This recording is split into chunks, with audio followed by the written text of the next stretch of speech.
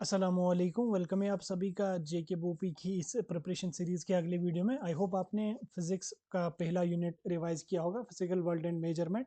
आज यहाँ पे आपका इसी का मॉक टेस्ट रहने वाला है। कम से कम हम 20 क्वेश्चंस को डिस्कस करेंगे। आप देखेंगे कि आपको 20 में से कितने क्वेश्चंस यहाँ पे आ जाएंगे, क्योंकि जेके बोपी जो है वो जो आपका यूनिट 1 है फिजिकल वर्ल्ड एंड मेजरमेंट, इससे आपको सिर्फ 2 क्वेश्चन पूछेगी। तो इसलिए यहाँ पे मैंने कुल मिला के 20 क्वेश्चन लाए हैं। तो एक एक करके हम सभी क्वेश्चन को देखेंगे और आप लोग जो लास्ट पे फिर बताएंगे कि आपके कितने क्वेश्चंस अटेम्प्ट हुए और कितना स्कोर आपका यहाँ पे आज की इस सीरीज में बन पाया। ठीक, जो जो मैंने टॉपिक आपको, इससे पहले हमने बायोलॉजी के 2-3 टॉपिक्स को डिस्कस किया, आगे चल के हम और भी उनको डिस्कस करेंगे। फिलहाल आज हमारा फिजिक्स का टॉपिक रहने वाला है। तो चलिए, पहला आज की सीरीज का पहला क्वेश्चन आपको स्क्रीन पे देखने को मिल रहा होगा।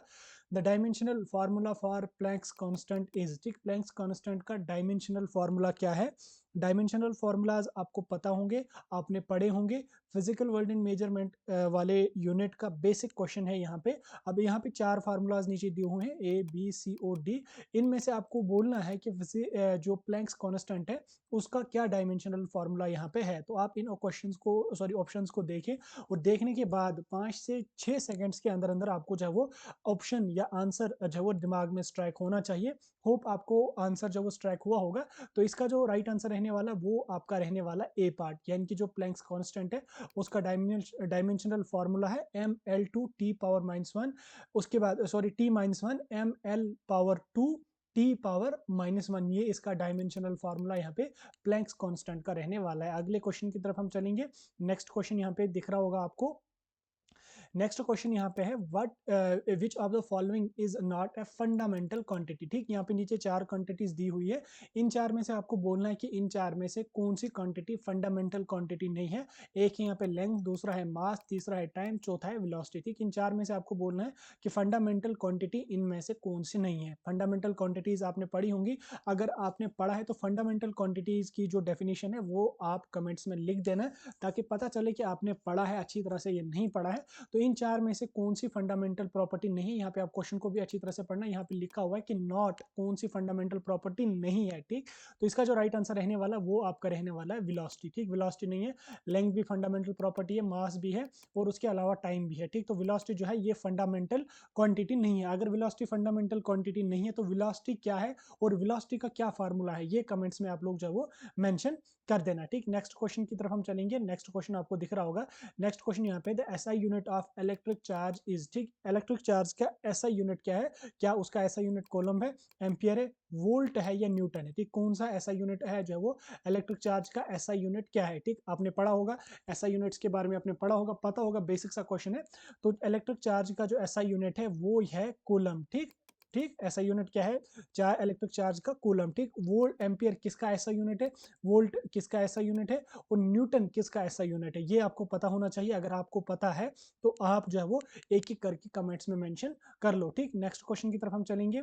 नेक्स्ट क्वेश्चन यहाँ पे क्वेश्चन नंबर 4, क्वेश्चन नंबर 4 है यहाँ पे, parsec is a unit of, किसका यूनिट है? टाइम का, मास का, डिस्टेंस का या एनर्जी का? ठीक, टाइम का क्या यूनिट है, मास का क्या यूनिट है, डिस्टेंस का क्या यूनिट है, एनर्जी का क्या यूनिट है, ये आप सभी को पता होगा। अब पार्सेक किसका यूनिट यहाँ पे है, तो उसका जो राइट आंसर है वो आप लोगों के दिमाग में स्ट्राइक हुआ होगा। बेसिक सा क्वेश्चन है।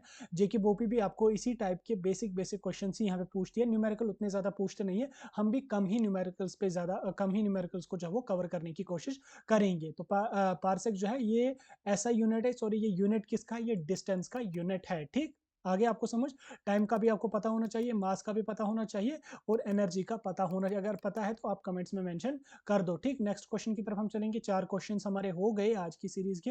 तो क्वेश्चन नंबर 5 की तरफ हम चलेंगे। क्वेश्चन नंबर 5 यहाँ पे आपको देखने को मिल रहा होगा, ये न्यूमेरिकल बेस क्वेश्चन है। ठीक, न्यूमेरिकल बेस पे मैंने ज्यादा क्वेश्चंस नहीं डाले हैं। तो यहाँ पे चलो, यहाँ पे हमारा डायमेंशनल फॉर्मूला है। तो चलो, which physical quantity has the dimension. ठीक, यहाँ पे देख सकते हैं आप, ये डायमेंशन यहाँ पे दिया हुआ है। तो ये डायमेंशन किस फिजिकल क्वांटिटी की है? क्या ये फोर्स की है, क्या ये प्रेशर की है, क्या ये एनर्जी की है, क्या ये टॉर्क की है? ठीक, इस क्वेश्चन को आप अच्छी तरह से पढ़ें। ठीक, इसको मैं थोड़ा सा हाईलाइट भी कर दूंगा, आप यहाँ पे देख लें। आप अब यहाँ पे आप देख लो कि यहाँ पे क्वेश्चन क्या कहता है, एक मिनट, क्वेश्चन यहाँ पे क्या कहता है, which physical quantity has dimension. ठीक, यहाँ पे आप देख सकते हैं डायमेंशनल फार्मूला यहाँ पे मेंशन है। ये किसका डायमेंशनल फार्मूला है? क्या ये फोर्स का है, क्या ये प्रेशर का है, क्या ये एनर्जी का है, क्या ये टॉर्क का है? डायमेंशनल फार्मूलाज आपने पढ़े होंगे, बेसिक सा क्वेश्चन है, आप लोगों ने पढ़ा होगा अच्छी तरह से, आपको याद भी होगा। तो ये किस चीज का डायमेंशनल फार्मूला है? ये हमारा है प्रेशर का। ठीक, यानी कि बी पार्ट इसका यहाँ पे राइट आंसर रहने वाला है। ठीक, बाकी फोर्स का भी आपको पता होगा, एनर्जी का भी पता होगा, और उसके अलावा यहाँ पे टॉर्क का भी आपको होपफुली पता होगा, आपने पढ़ा होगा, अच्छी तरह से पढ़ा होगा। ठीक, नेक्स्ट क्वेश्चन की तरफ हम चलेंगे। नेक्स्ट क्वेश्चन यहाँ पे, the dimensional formula of angular momentum is. ठीक, एंगुलर मोमेंटम का डायमेंशनल फार्मूला क्या है? देखो यहाँ पे आपके दो क्वेश्चन इस यूनिट से पूछे जाएंगे।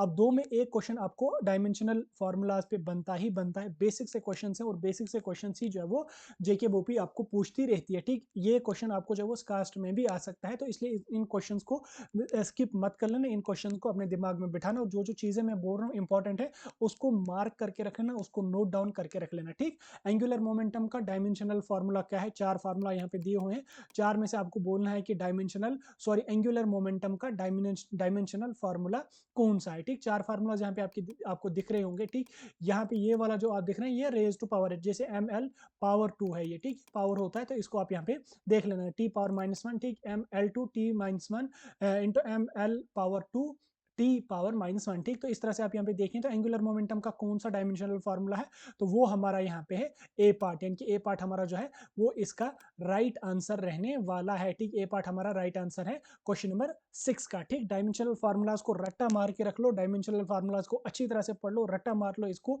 एक क्वेश्चन आपको यहाँ पे बन सकता है। ठीक, नेक्स्ट क्वेश्चन की तरफ हम चलेंगे। नेक्स्ट क्वेश्चन यहाँ पे हमारा न्यूमेरिकल टाइप क्वेश्चन है। ठीक, चलो न्यूमेरिकल टाइप क्वेश्चंस को आप यहाँ पे देखो यहाँ पे क्वेश्चन क्या कह रहा है, if a body travels 10 minute in 2 second it's speed is. ठीक, यहाँ पे आपको जो है वो एक बॉडी अगर 10 मीटर चलती है 2 सेकंड्स में। ठीक, sorry, if a body travels 10 metre. ठीक, यही 10 मीटर है, 10 मिनट नहीं है, इसको आप यहाँ पे अच्छी तरह से पढ़ लेना।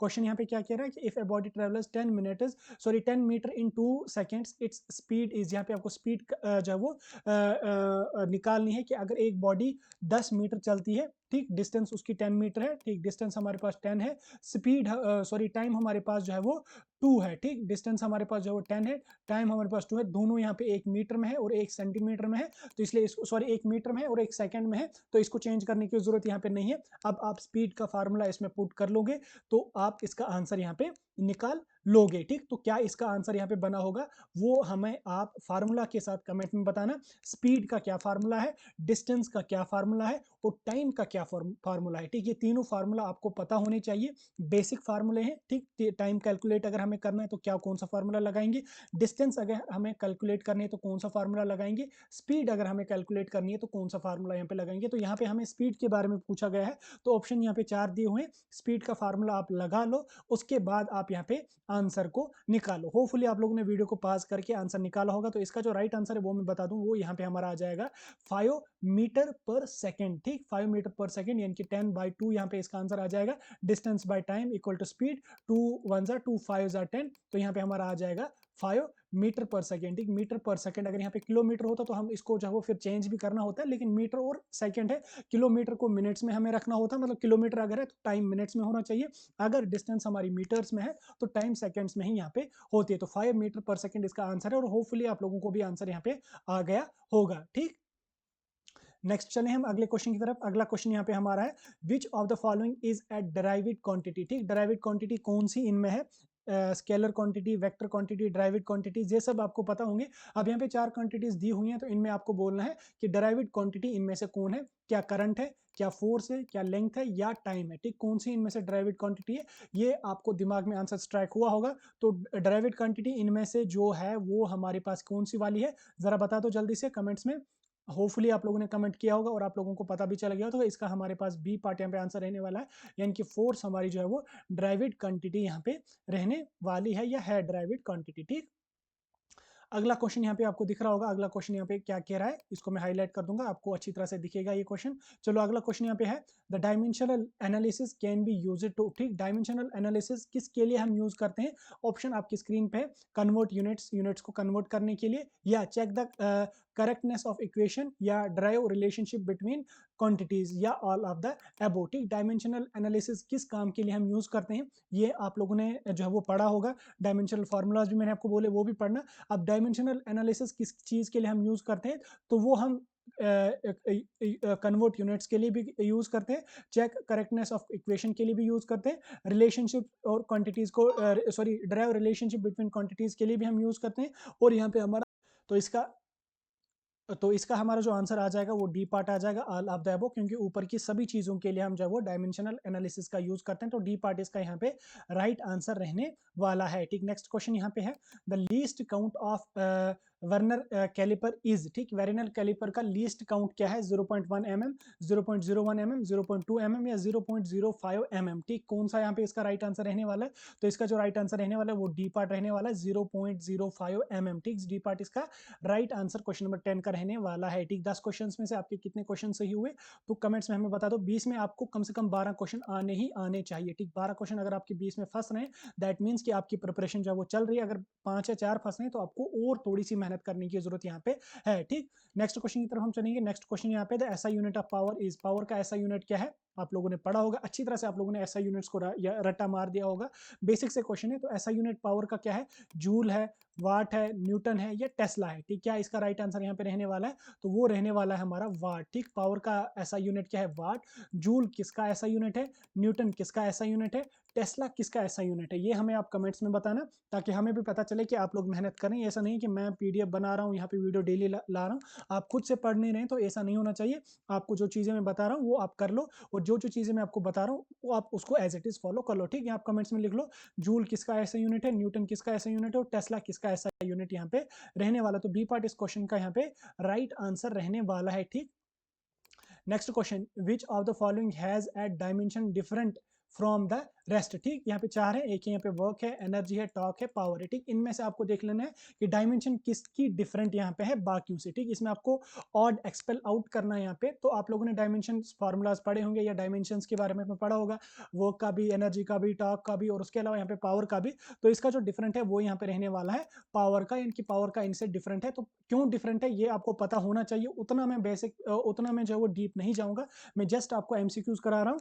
तो इसका जो राइट आंसर रहने वाला है वो डी पार्ट आपको रहने वाला कि पावर का डायमेंशन जो है वो डिफरेंट है as compare to work, energy और टॉर्क के। ठीक, नेक्स्ट क्वेश्चन की तरफ हम चलेंगे, आगे हम बढ़ते हैं अगले क्वेश्चंस की ओर। तो अगले क्वेश्चंस हमारे ये रहे, हमारा क्वेश्चन नंबर 13। ठीक, अगला क्वेश्चन क्या यहाँ पे कह रहा है, नेक्स्ट क्वेश्चन यहाँ पे कह रहा है the distance between two successive crests in a wave is measured as. Difference between two successive crests in a wave is measured as, उसको हम किस तरह से मेजर करते हैं, क्या उसको हम एम्पलीट्यूड में मेजर करते हैं या उसको हम फ्रीक्वेंसी या वेव लेंथ या पीरियड। ठीक, बेसिक सा क्वेश्चन है, होपफुली आंसर आपके दिमाग में स्ट्राइक हुआ होगा।